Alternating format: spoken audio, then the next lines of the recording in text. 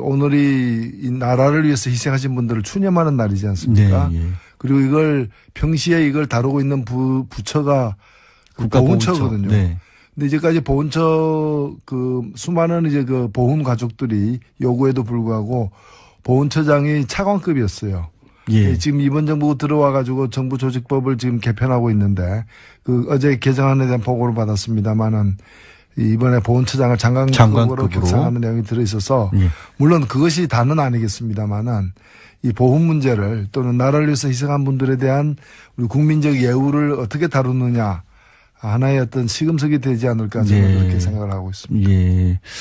사실 이제 현충일이기도 하고 사실 국민들은 보면 저도 이제 국립묘지를 가고 그럴 때 보면 묘비들 보면 항상 가슴이 먹먹해지고 그렇거든요.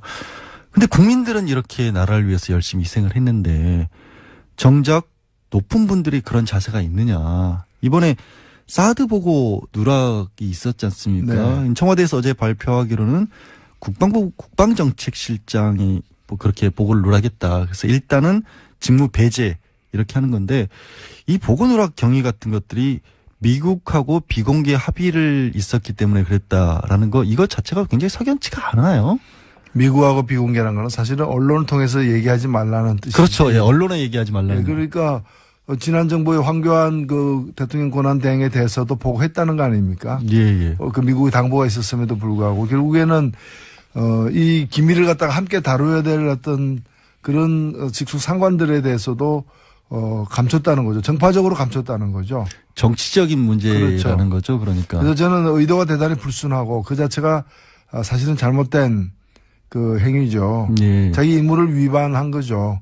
그래서 국방부 국방정책실장 선에서 이렇게 끝날 문제는 사실 아니라고 봅니다. 예. 그럼에도 불구하고 아마도 좀 미국을 의식해서 더 이상의 확산을 막기 위한 조치가 아닌가 이런 생각도 들고요. 예. 아니 말씀하신 것처럼 그러면은 한민구 국방장관이나 김관진 전 국가안보실장 사실은 나아가서는 황교안 권한대행에게 보고는 했었다고 하니까 네. 하다못해 황대행이라도 이제 문재인 대통령에게는 정권 이양기에 이런 부분을 알려줬어야 하는가 하는 생각이 드는 게 당연한 거 아닐까요? 예, 그걸 당연하고요. 못했다면은 그걸 이어받아서 해야 될 사람이 이제 한민구 장관이죠. 예. 왜냐하면 김관진 안보실장은 이미 그만둔 상태였기 때문에. 그런데 이제 한민구 장관도 그렇게 하지 않았고 결국에는 이제 애초에 그 문서를 갖다가 실무자에게 삭제하도록 지시한 사람은 국방정책실장인데 그 삭제된 문서를 본 사람은 또 한민구 장관 아니겠습니까? 봤다는 거잖아요. 분명히 그렇죠. 보고 본인도 그거에 대해서 아무 말 안 했기 때문에 통과가 됐을 거 아니에요. 그렇습니다. 참 이번에 또 사드와 관련돼서 얘기 나온 게 꼼수 논란이 참 끊이질 않는데 네. 환경영향평가도 이게 피하기 위해서 33만 제곱미터 이거를 밑으로 설계하면서 무슨 말발굽 모양으로 땅 모양을 만들어 놨다고요. 이렇게 해서 간이 통과를 시켰다고 하는 건데 만약에 이런 부분을 다시 한다면 사드 배치가 지금 중단될 수도 있는 상황이라고 보세요.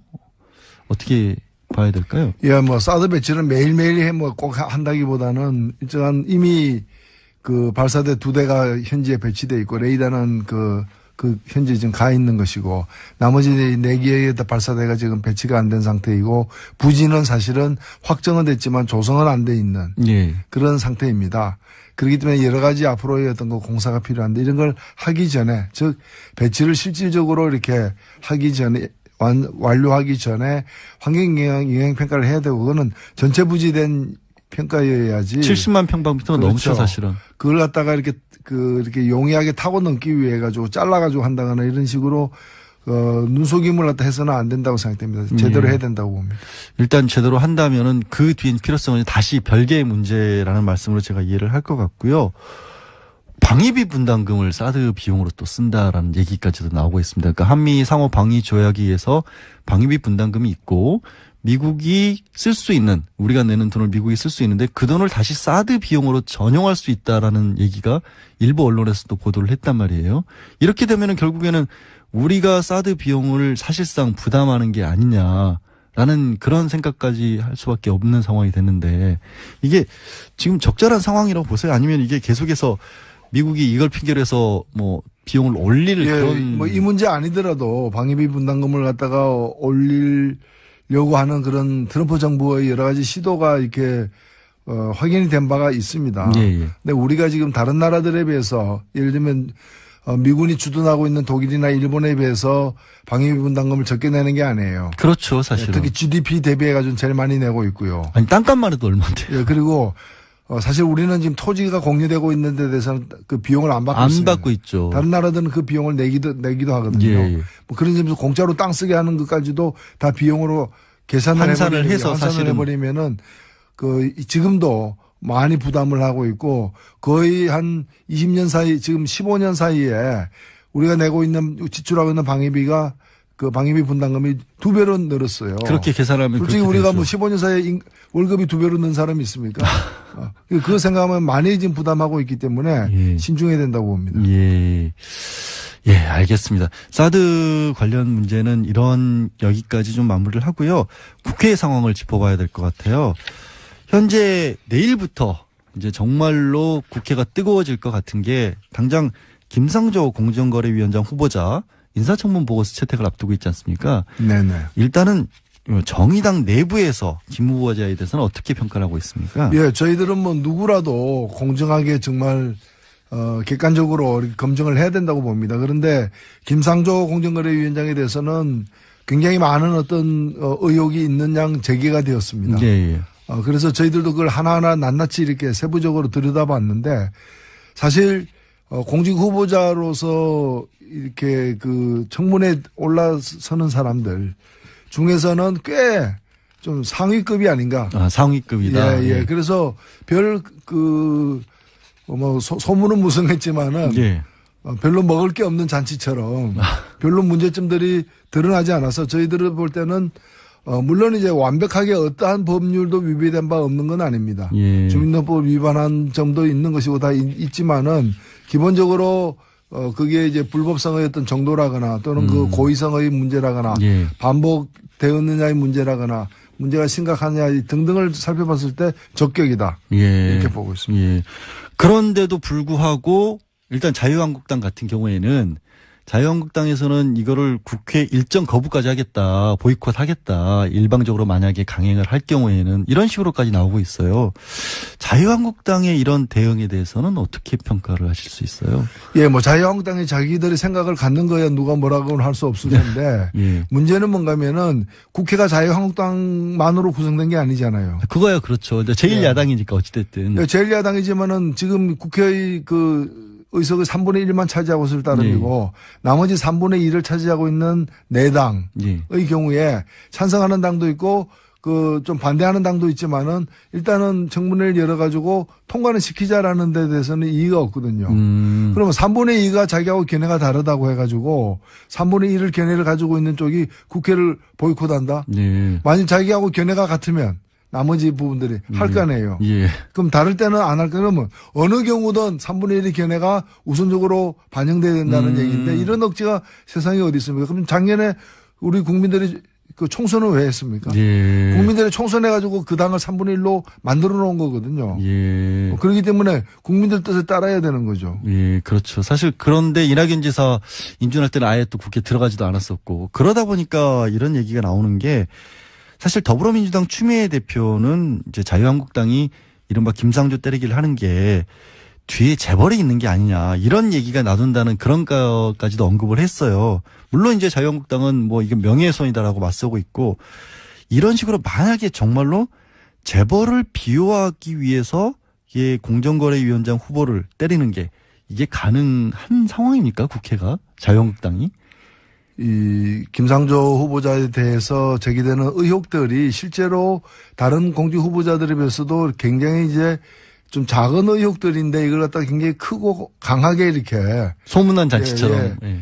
이걸 몰아치는 것은 그 진짜 문제가 있어서라기보다는 문제 있는 것처럼 만들어서 낭만시키거나 예. 아니면 앞으로 공정거래위원장으로서의 그 활동을 갖다가 제대로 못하게끔 상체기를 많이 내자라는 그런 의도가 있는 게 아니냐는 예. 의혹이 있는데 저는 그 의혹이 근거가 없다고 생각지 않습니다. 왜냐면은 우리가 다 잘 알고 있는 것처럼 자유한국당에게 재벌은 오랜 고객 아닙니까? 고객. 그리고 주요 고객 아닙니까? 예. 그리고 또 이 두 집단이 예. 하나의 경제 권력이고 하나는 정치 권력인데 예. 오랫동안 협치를 해온 거 아니에요? 아. 예. 이 자유한국당 이 협치를 우리가 좀 학술용어로다가 정경유착이라고 부르는 거예요. 아, 그게 그렇게 연결돼요. 그리고 이 협치의 가장 잘못된 어떤 예. 그 사건이 바로 박근혜 국정농단이 뭡니까? 자유한국당. 예. 이라는 정치 권력과 새누리당이었을 그리고 때. 정경련이라는 그 재벌 예. 당신은 물론 새누리당이었습니다만은 그의 어떤 잘못된 만남 예. 부적절한 관계를 지속하다가 생긴 사고 아니에요. 아. 예, 그렇기 때문에 저는 자유한국당이 분명히 알아야 될 그 자유한국당의 오랜 고객 예. 그리고 협치 관계 예. 그 내연의 관계인 정경련 예. 그 정경련이 국민들에 의해서 지금 해산 요구를 당하고 있거든요. 예. 예. 그런 마당에 이제 이 오랜 고객과의 관계를 끊어야 됩니다. 아니, 이 관계를 끊지 않는다면은 예. 자유한국당도 정경련과 함께 해산당할 것이다. 예. 아, 협치가 여소야대 전국에 필요한 게 아니라 자유한국당과 지금 정경련이 재벌들이 해오고 있습니다. 그러니까 국회를 이루고 있는 다른 정당들과 협치해야 되는데 자꾸 이제 정경련하고 협치하고 있는 거죠. 아, 오늘 크게 한 수 배웠습니다.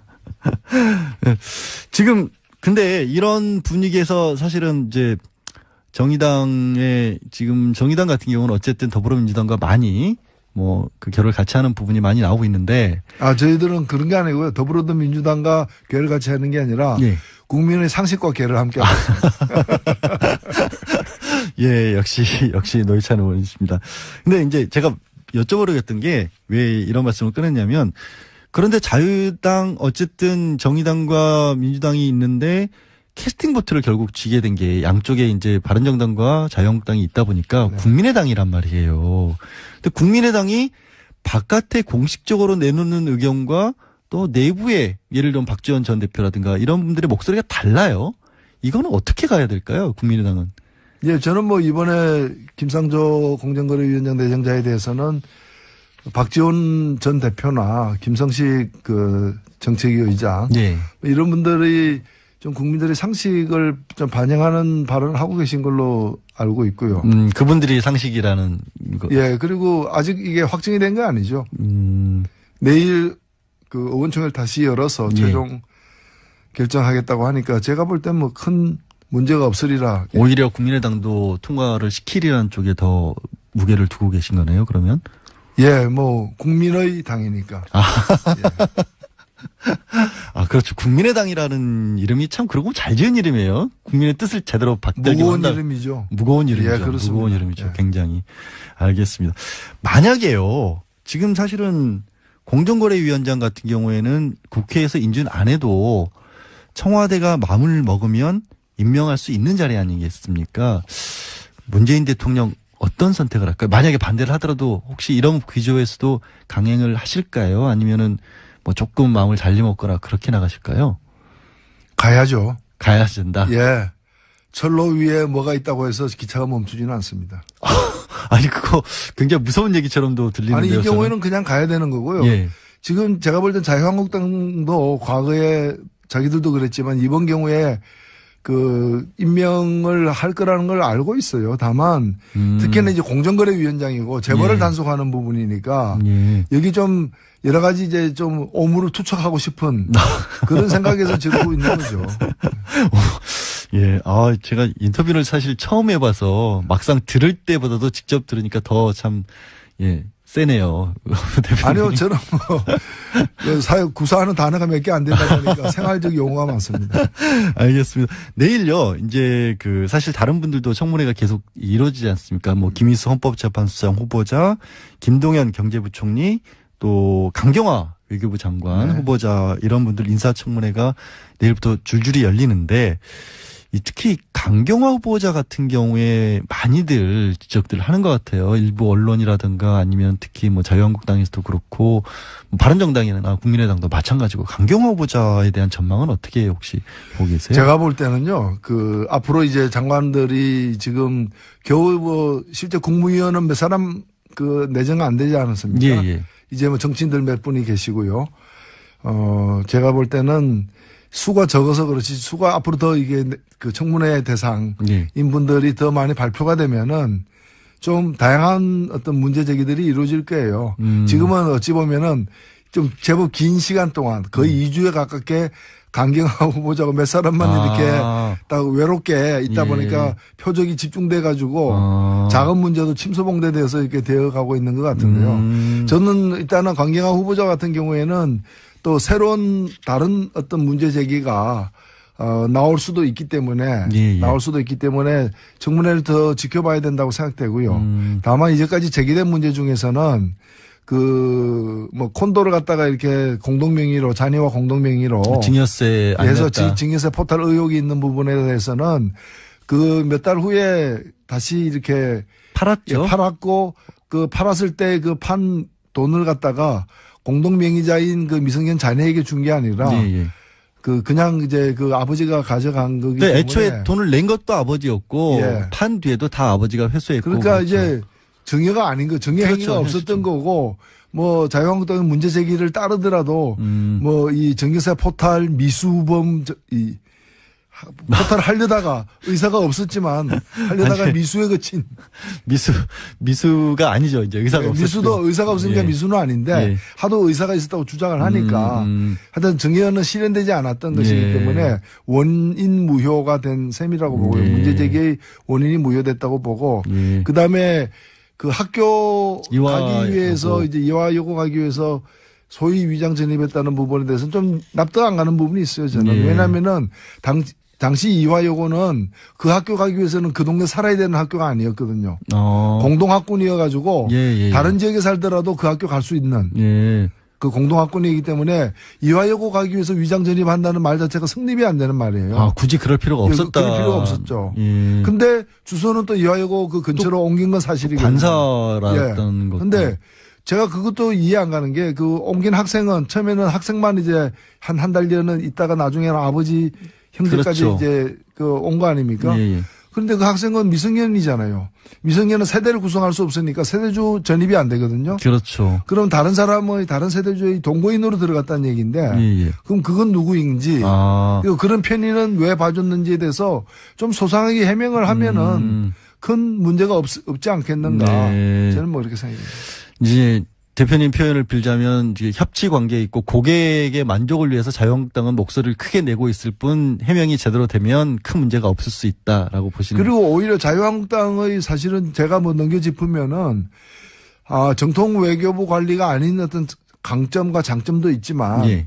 또 뭐 이 사강과 직접 이렇게 다뤄보지 않은 사강 4대 강국을 직접 다뤄보지 않은 이제 주로 유엔에서 다자간 협정이나 인권 문제에 치중했던 전문가이기 때문에 4강 외교를 제대로 할 수 있는가라는 문제 제기가 보수 일각에서 있어요. 그러면 그런 걸 가지고 외교와 관련된 여러 가지 노선이라거나 정책적 준비라거나 이런 걸 갖다가 검증하는데 능력 검증을 해야지. 심혈을 기울여야지. 좀 엉뚱한데 자꾸 파고 있는 거 아니냐. 보수 세력으로서도 직무를 유기하고 있다. 저는 그렇게 생각합니다. 알겠습니다.